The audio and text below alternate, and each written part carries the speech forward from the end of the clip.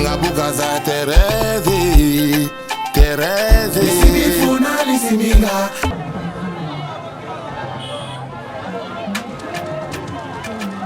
Banafuna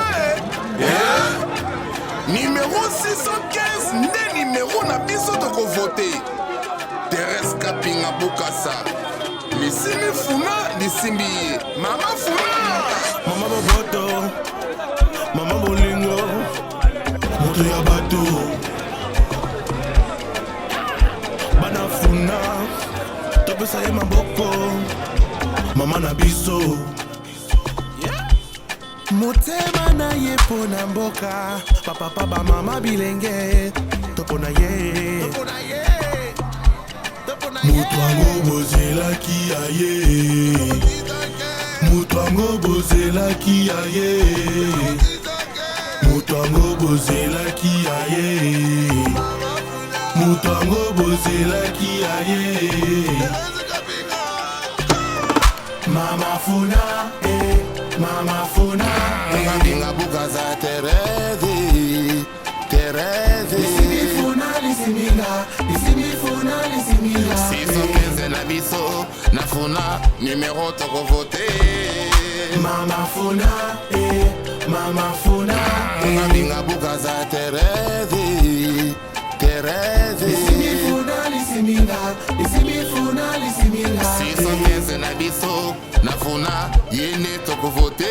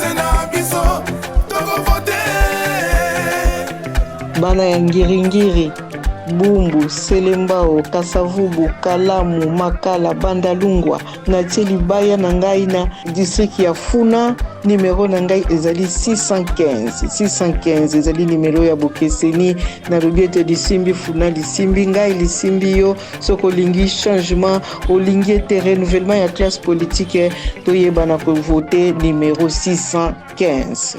Merci. Banafuna Numéro 615 nde numéro na biso toko voter Thérèse Kapinga Bokassa Lisimifuna lisimbi Mama Funa Mama Boboto Mama Bolingo Moto ya bato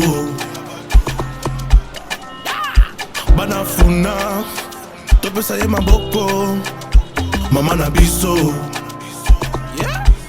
Motema na ye pona mboka Papa ba mama bilenge Topo na ye Mutu ango bozelaki aye Mutu ango bozelaki aye Mutu ango bozelaki aye Mutu ango bozelaki aye Mama Funa Mama Funa Ngabinga bukaza Terezi Lisimifuna lisiminga Lisimifuna lisiminga 615 na biso Nafuna numéro toko voter Mama Funa Mama Funa Ngabinga Bukasa Terezi Terezi Lisimi Funa Lisiminga Lisimi Funa Lisiminga Siso kese na biso na Funa yene toko vote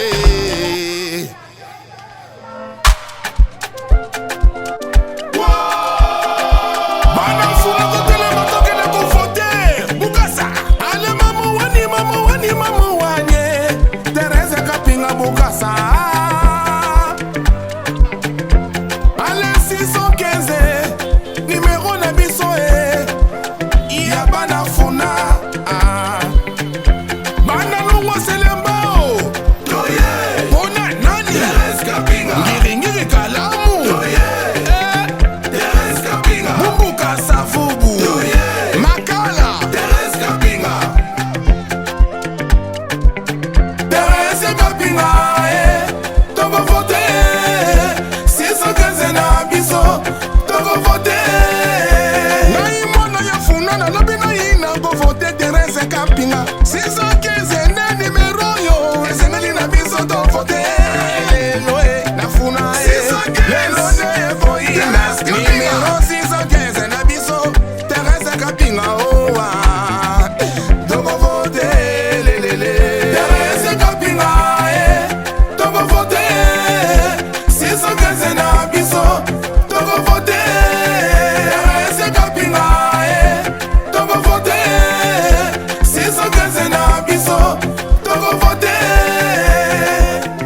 bana ya ngiringiri Bumbu, Selembao, Kasavubu, Kalamu, Makala, Bandalungwa na Libaya na ngai na district ya Funa. Numéro na ngai ezali 615 ezali numéro ya Bokeseni na Rubiete Lisimbi Funa Lisimbi ngai Lisimbi yo soko lingi changement olingi te renouvellement ya classe politique toyeba na ko voter numéro 615. Merci. Bana Funa numéro 615 nde numéro na biso toko voter Teres Kapinga Bukasa Lisimi Funa Lisimbi Mama Funa Mama Boboto Mama Bolingo Moto ya bato Bana Funa Topesa ye maboko Mama na biso Motema na ye pona mboka Papa ba mama bilenge Topona ye Mutu ango bozelaki aye Mutu ango bozelaki aye Mutu ango bozelaki aye Mutu ango bozelaki aye Mama Funa Mama Funa Ngabinga Bukasa Terezi Terezi Lisimi Funa Lisiminga Lisimi Funa Lisiminga Siso kese na biso na Funa numéro toko vote Mama Funa Mama Funa Ngabinga Bukasa Terezi Terezi Lisimi Funa Lisiminga Lisimi Funa Lisiminga Siso kese na biso na Funa yene toko vote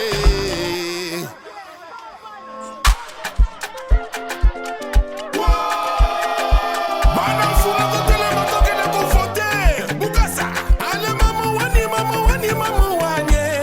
Teres Kapinga Bukasa Ale 615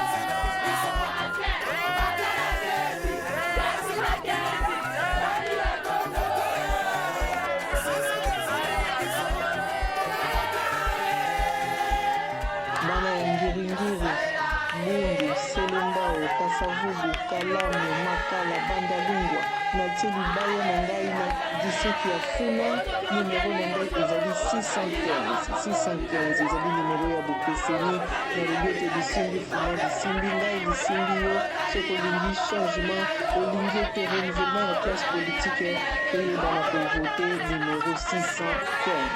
Merci.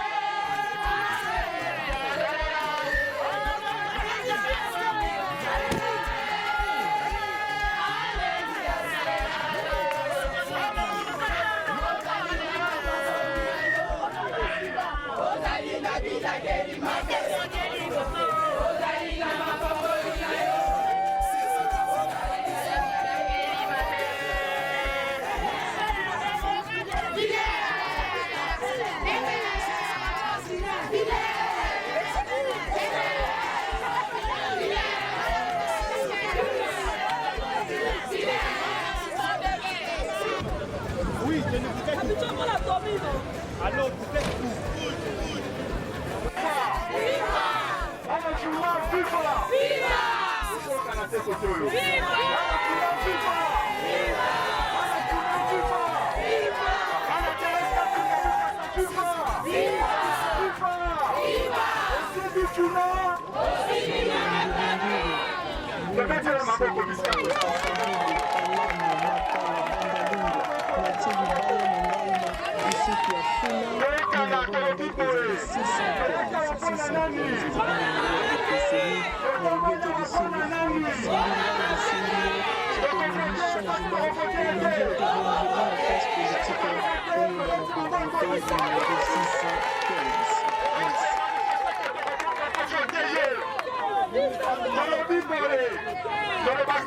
Simbi Funa Lisimbi ngai likambo ya Funa ezali likambo ya biso nyonso ezali boyete likambo ya Funa ezali likambo ya biso nyonso tozali koponda mama ya biso Thérèse Kapinga Bukasa na parlement mpona sala molobeli na biso ezali boyete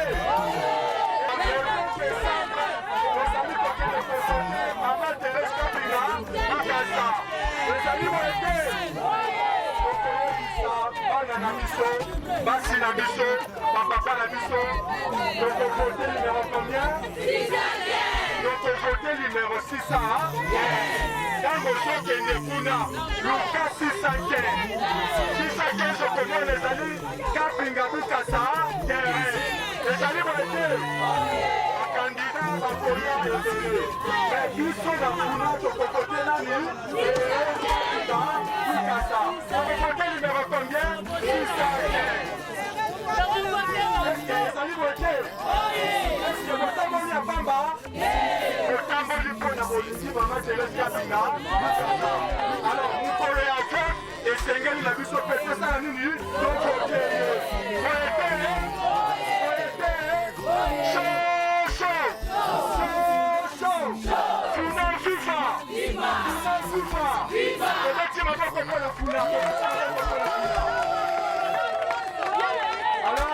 toyokani boye mpona carnaval touti kosala biso tozali bana tozali na liloba ya suka te ezali boye te moto esengeli alobela biso likambo ya suka ezali nani mama Thérèse Kapinga ye nde moto azali aza na liloba na monoko na ye eza boye te ngai mpasi ndenge kozala olongo ebanda ezo okomi awa mokolo ya vote ovote moto mosusu ekozala pasi eza boye te bamama misusu awa banda ntango eske boye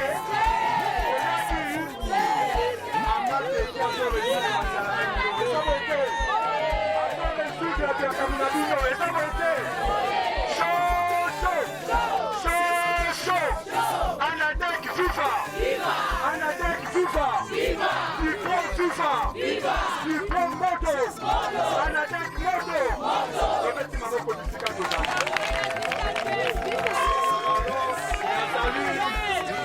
Nathalie, Ozoni Samaloba, et Paya. Est-ce que vous avez un combat dans la politique? Oui, ce qui est là, Nazali politicien et Zali Bona, Maman Thérèse Kapinga Bukasa. Ceux qui t'ont trahi, Nani, tu veux que tu m'as pas fiscal total. Ok. Tozo nsima loba epa ya mokonzi na biso alobela biso liloba ya suka. Eza boye te.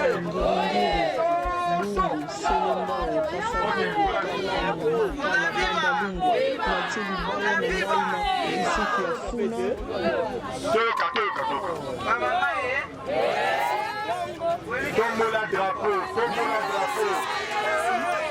Tika mama azali, echeke ezalaka.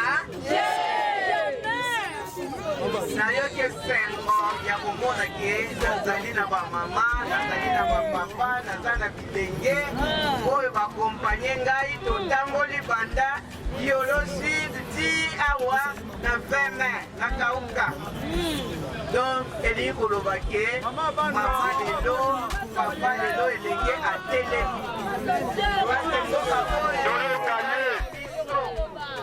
Mboka oyo eza mboka na biso tokoki kotikela yango bapaya mopaya ata moko te aya kokosa biso po mopaya oya lelo apesi yo mbongo ezali mpo lobi azwa minere nyonso akende nango epai na bango po biso moko balobaka toza mboka oyo etonda bomengo me bomengo yango tozomona yango te bapaya nde bazaka bauti kuna baye bakomotonga baimeble bazwaka biso na mosala bafutaka biso $100 esengeli totelema tofungola miso yango ngai natelemaki nalobi mbala oyo ifo natelema mpona kufela mboka na nga tokotikela mboka kaka bapaya te baoyo mpe topesaki babwana mbala eleki basaleli biso mpe eloko yango mbala oyo esengeli bovote bato ya sika wana banani mama Thérèse Kapinga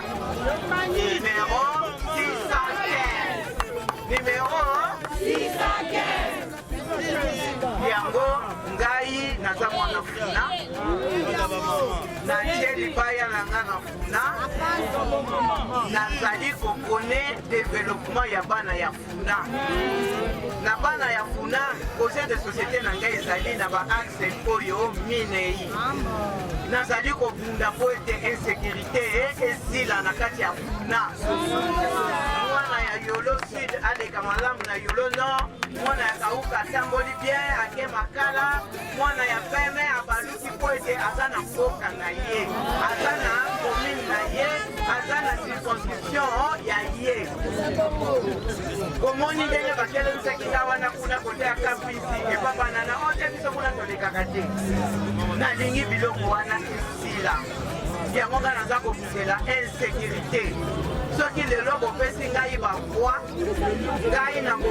nakokende kofutana na ministre oyo ya intérieur po azali kosala makambo ya insécurité po ete ayeba na kotia mibeko kosala mpe makambo oyo kosala po ete insécurité esila na funa na biso ya mibale ezali likambo etali mai na courant tokoma na courant lokola bajet de lumière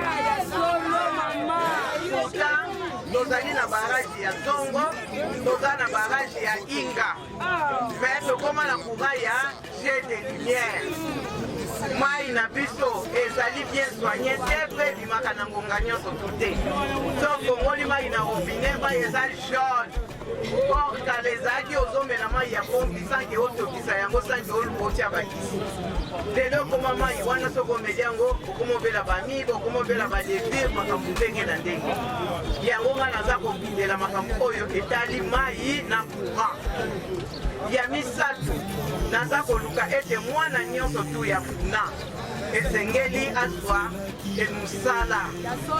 mosala eza kaka kozwa na leta te me bana na biso ya funa oyo batangi lelo bafokoli mwa bamatablo ya mike mike bakoki mpe kozwa moyen ya kozala na financement na babanke oyo ya crédit agricole ya crédit de commerce oyo kopesa bango mwa bambongo mpo bayeba kosala mombongo boyeba kose prendre en charge autoprise en charge donc soki mutu nyonso tu ayebi kozwa mwa moyen na ye na banke ayeba na koakompagne baoyo bazali na baide po ete bayeba na kokolisa baide na bango ekende liboso ya misato ya mine plutôt ezali ete mwana nyonso to ya funa esengeli azala libre bisika azali libre bisika aza po ete azali congolais nyonso azali libre ya kosala kofonctionne bisika nyonso to aza kose retrouve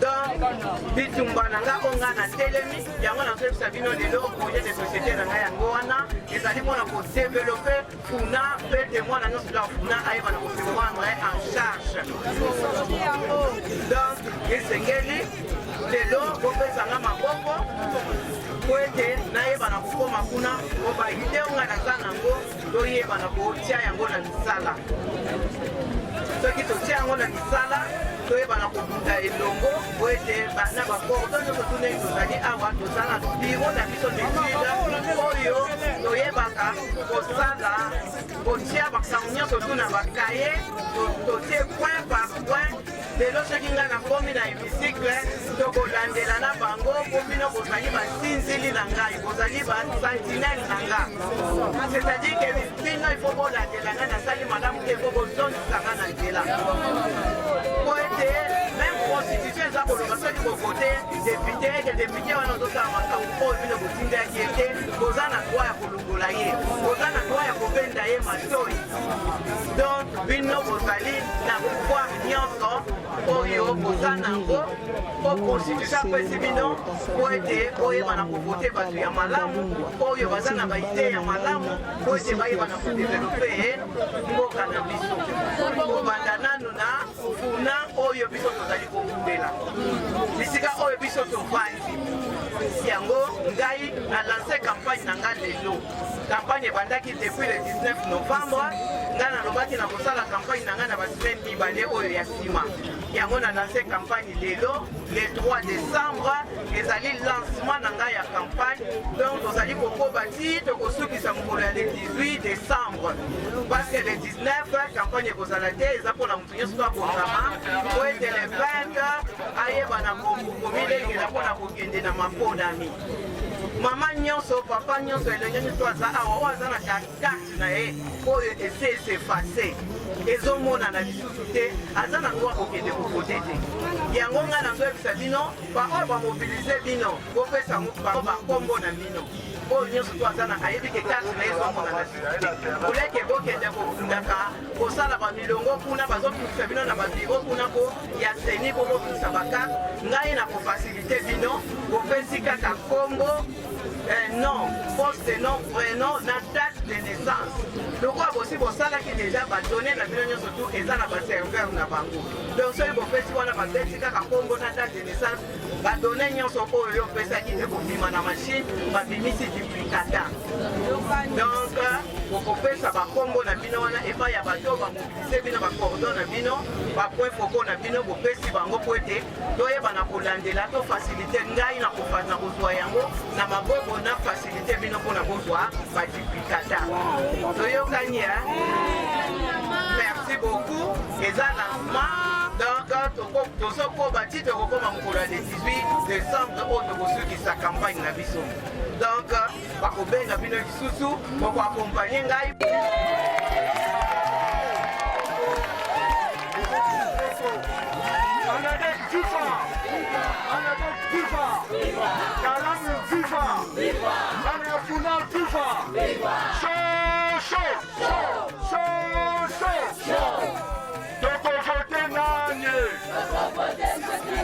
Voilà, Madame Kapinga. Madame Kapinga, aujourd'hui c'est le lancement de votre campagne. Quelle est votre impression par rapport à cette campagne ici? Non, je suis très heureuse, très contente d'être accompagnée par mes miens. Surtout, j'ai vu les mamans qui sont déjà avancées en âge, mais qui se sont donnés. Ils étaient là depuis 11 heures en train de m'attendre. Moi, j'étais à la mort parce que j'ai perdu un être cher. Alors, je suis venue de le trouver et on a fait la marche de Yolo Sud jusqu'ici. Ça m'a donné beaucoup de joie et ça m'a beaucoup encouragé. Ça m'encourage parce que c'est le premier jour que je lance ma campagne et que les gens sont motivés pour m'accompagner pendant la campagne Et là, vraiment, je suis très satisfaite. Est-ce que madame, vous n'avez pas peur parce que par rapport au candidat costaud dans le district de Funa, vous n'avez pas peur? Qu'est-ce que vous appelez candidat costaud, hein, monsieur le journaliste? Peur de quoi? Je suis congolaise, je reste congolaise, je suis dans ma circonscription électorale et moi je ne vois pas si c'est costaud, si c'est petit et tout ça, là moi ça m'apporte peu. Moi je poursuis mon chemin et je vais jusqu'à l'aboutissement de mes objectifs. Donc les autres peuvent se disputer les 11 sièges. Un siège est réservé pour moi. Nous avons, c'est pas facile de lancer la campagne comme ça. Quels sont les moyens? Vous avez trouvé les moyens où ça par rapport à la mobilisation, à la sensibilisation? Mais je suis congolaise. Quand on se prépare pour faire les élections, on doit avoir le minimum possible pour se lancer dans la campagne. On ne peut pas faire la campagne avec la main tendue. Donc, tu sais que dans 5 ans, je vais postuler, il faudrait que tu puisses déjà te préparer, avoir un petit moyen qui va t'accompagner pour ta visibilité et le reste. Donc, je ne peux pas, moi, entrer de commander auprès des gens pour qu'ils puissent me donner. Donc, ce sont mes petits moyens qui ont fait que je puisse économiser pour battre campagne. Et de là, je me dis, la loi électorale dit ceci. Les mandats, donc les gestionnaires doivent démissionner 3 mois avant. Mais aujourd'hui, on voit, c'est déplorable. On voit que les ministres en fonction, ils sont là, ils sont candidats, ils battent campagne avec l'argent du peuple, l'argent des contribuables congolais. Ils battent campagne avec ça. Les mandataires, ils battent campagne avec l'argent des contribuables congolais, des petits démunis. Quand on va acheter n'importe quoi, on voit qu'il y a un TVA. Donc tout ce que vous achetez, vous payez le TVA. Et ces gens-là, ils s'arrogent les lix de prendre l'argent des contribuables pour battre campagne avec. Et c'est là où vous me dites que ce sont les grands poissons. Non, mais ce sont des voleurs. Ils volent l'argent de l'État pour battre campagne avec. Ils doivent démissionner. Ils doivent démissionner tel que la loi électorale le dit. Et moi, je ne sais pas comment est-ce que la CENI est en train de cochonner ce genre de choses. Parce que quand on n'a pas démissionné, on ne peut pas être candidat. On ne peut pas battre campagne. Mais ces gens-là, ils sont là. Ils volent l'argent de l'État, de la caisse de l'État, parce qu'ils sont des gestionnaires. Et ils battent campagne. La loi électorale les contraint, mais la CENI ne fait pas le suivi. Donc là, moi, je lance aussi déjà un défi auprès de la CENI. Ils doivent suivre tous ces gens-là qui battent campagne avec l'argent de l'État. Ils n'ont pas démissionné. Alors, Madame Teresa Bokassa, Iva Eli, qu'est-ce que vous allez faire concrètement? Je venais de le dire ici. Je suis dans mon projet de société d'abord que j'ai regroupé en un mot Lissimbi Funa Lissimbinga. Lissimbi Funa Lissimbinga, j'ai tiré ça dans mon projet de société. Le projet de société, c'est le développement pour le bien-être du peuple de la Funa. Donc, j'ai mes 4 axes que je suis en train de poursuivre pour mon développement. Donc, je lutte contre l'insécurité, le Kuluna. Je lutte contre le manque d'eau, manque d'électricité. Je lutte pour la prise en charge de ce peuple et puis pour que tout ce monde qui sont en train de souffrir de cette circonscription puisse trouver où ils peuvent être encadrés afin de trouver les moyens pour se prendre en charge. Alors, un message fort à la population de Funa. Je demande à la population de Funa de me voter massivement. De voter numéro 615. Ils doivent retenir cela parce que c'est un numéro qui pense à la population, un numéro qui est proche de la population. Vous voyez comment est-ce que j'ai marché. Je n'ai pas rencontré un seul candidat. Je vois ils ont envoyé des gens qui sont en train de battre campagne pour eux. Mais moi, je suis moi-même sorti, j'ai fait les pieds pour accompagner ma population. Alors, je demande à cette population de la Funa de voter le numéro 615 massivement parce que c'est un numéro qui est proche de la population, qui est proche d'eux et qui va les aider à atteindre les objectifs. Merci madame. Na Funa, numéro toko voté. Mama Funa, Mama Funa.